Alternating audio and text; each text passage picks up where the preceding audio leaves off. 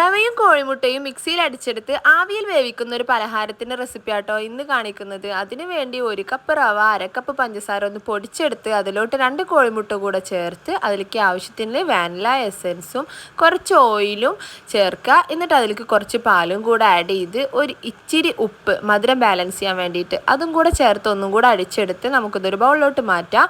ഒരു ലേശം അപ്പസോഡ ചേർത്തിട്ട് അതിലേക്ക് കുറച്ച് ഇതുപോലെ വിനീഗർ ഒഴിച്ചു കൊടുക്കുക. എന്നിട്ട് ജസ്റ്റ് ഒന്ന് മിക്സ് ചെയ്തിട്ട് നമുക്കിത് ആവി കയറ്റിയെടുക്കണം. അതിന് വേണ്ടിയിട്ട് ഒരു തളിക എടുത്തിട്ട് ഇതുപോലെ എണ്ണ പുരട്ടി കൊടുക്കാം. അതിലോട്ട് നമുക്ക് ഈ ഒരു കൂട്ട് ഇങ്ങനെ ഒഴിച്ചു കൊടുത്തിട്ട് കുറച്ച് തേങ്ങ ചെരുവിയതും കൂടി നെയ്യിൽ വറുത്തെടുത്തതിന് ശേഷം അത് നമുക്ക് അതിൻ്റെ മുകളിൽ സ്പ്രെഡ് ചെയ്ത് കൊടുക്കുക. അപ്പോൾ സ്റ്റീമറിൽ വെള്ളം വെച്ച് അതിലോട്ട് ഇറക്കി വെച്ച് അതിൻ്റെ മുകളിൽ ഇതുപോലെ അങ്ങ് സ്പ്രെഡ് ചെയ്തതിന് ശേഷം അടച്ചു വെച്ച് നമുക്ക് ഇതൊന്ന് ആവി കയറ്റിയെടുക്കുക. സംഭവം എളുപ്പത്തിൽ ഉണ്ടാക്കാൻ പറ്റുന്നതാണ്. എല്ലാവരും ട്രൈ ചെയ്ത് നോക്കുക. ഇഷ്ടപ്പെട്ടാൽ നമ്മുടെ പേജ് ഒന്ന് ഫോളോ ചെയ്യാൻ മറക്കല്ലേ. താങ്ക്